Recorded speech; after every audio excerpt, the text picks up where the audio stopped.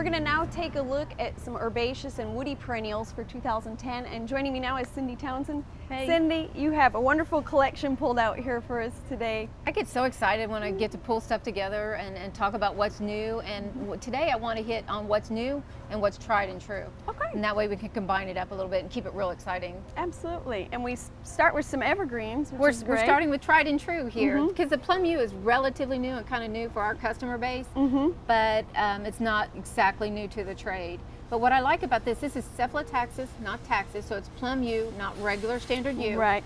And look at how long the foliage is on this, and it feels almost plastic.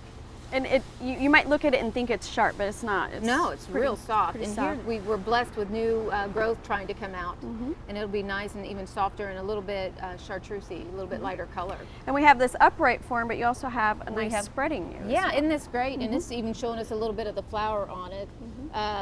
The spreading, it just kind of gives you a little bit of character. You could actually put these two together and really have a nice combination right there. What I did was I brought in a little bit of the taxus, the regular U. This one happens to be a golden U. And I love the color and the depth that it kind of gives the garden, and it's nice and soft. And it does like a little bit of sun. We know the U's to be, for the shade garden. For these golden U's, you can put them in the shade, but you're going to get better color if you give them some morning sun or really highlight filtered shade. Okay. And they combine really nicely with the heucheras, which My like favorite. the same environment as well. Yeah, I mean, they both like well-drained soil. They can take some moisture, but they like it well-drained. This one, this Midnight Bayou, look at the color of that. It's beautiful. And isn't that a wonderful blend? Stands out nicely together. And this one is Miracle. This is one that I took home as a little 72 plug and didn't give it a chance to root in over the winter, and then I didn't take it in or protect it or anything. And it It survived. had one leaf survive. It really was a little miracle plant. A couple others that I took home died. Couldn't handle the elements, and this was a really harsh winter.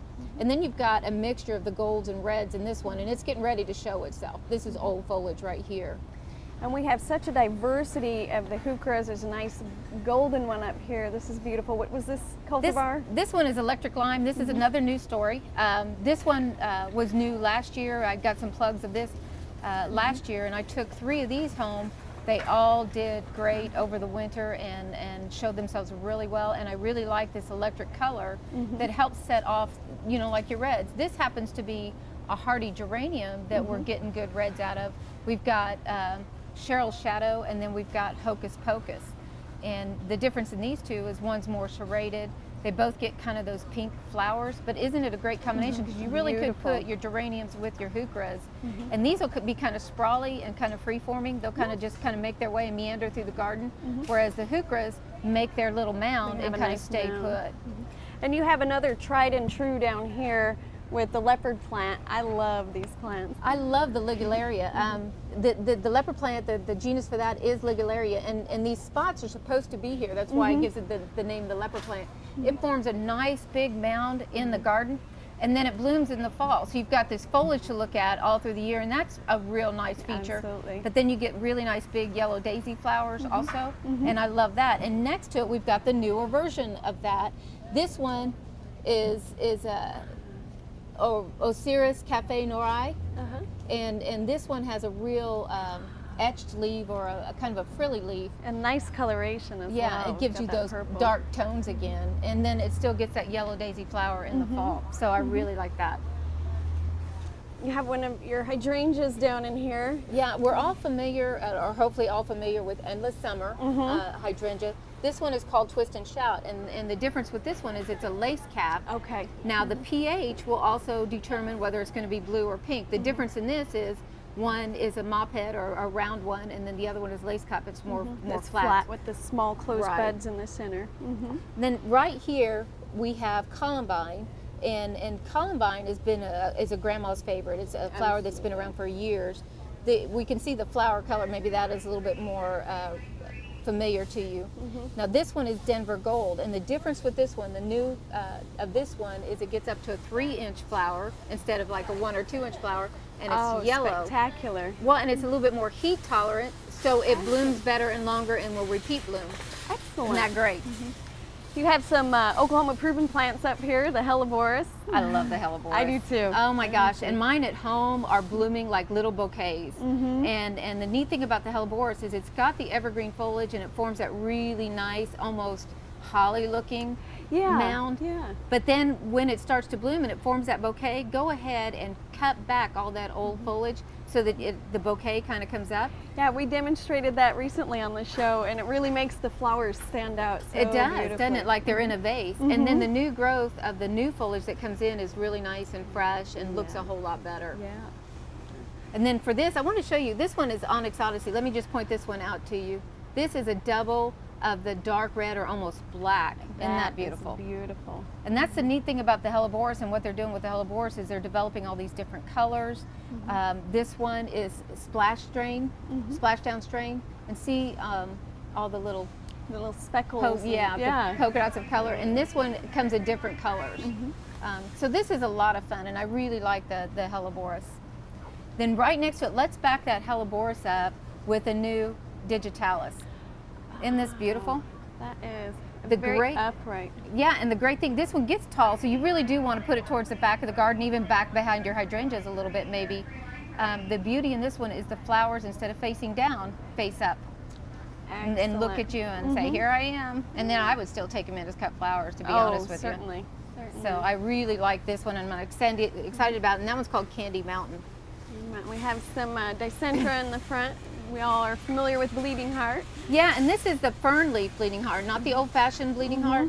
This one is more heat tolerant, this variety of dicentra, and it still gets your little bleeding heart flowers. So the flowers are nice and dainty and look like little heart shapes. The nice thing about this one's called Burning Hearts, is it gets more of a darker red color versus this pink color. So there you go on that. And then we've got Astilbe. Astilbe, everybody knows about Astilbe.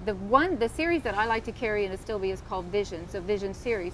The difference with it is it's got a stronger, thicker stem, so it handles our wind a little bit better, handles the heat a little bit better. We've had the purple color, we've had Visions in red. This one, the new one, is Visions in white. Very nice. So you get a little bit of white added to it.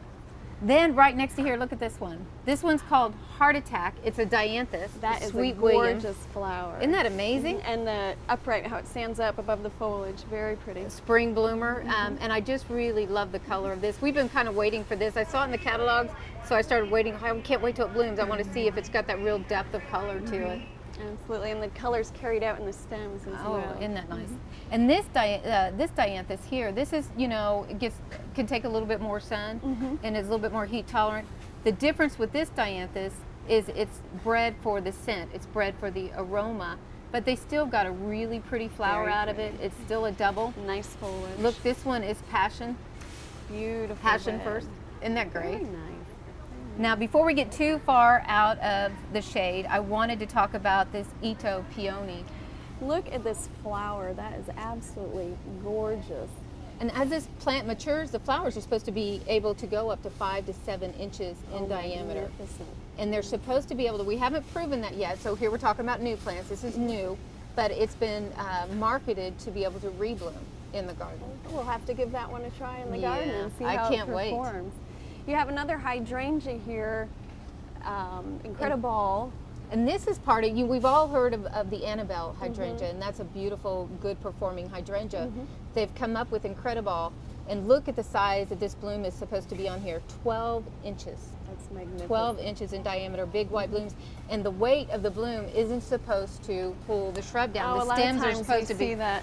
right, and the stems are supposed to be strong enough to handle that extra weight of this 12-inch flower. The other one that we don't have to show you is Invincibelle, and that's a pink version of the Annabelle, which is supposed to be real pretty.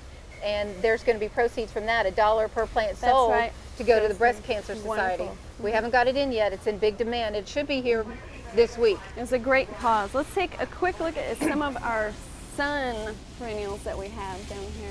Isn't this great?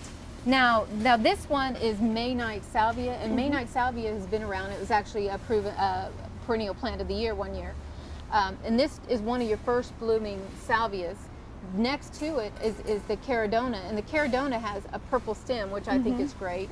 Very And- nice. And it starts blooming a little bit later than the Okay. May-Night. So what I would do, or what I tell my customers to do, is put a May-Night in, back it up with Caradona, and then also out of the Farinaceae, this is out of the Cathedral series, it's a tender perennial.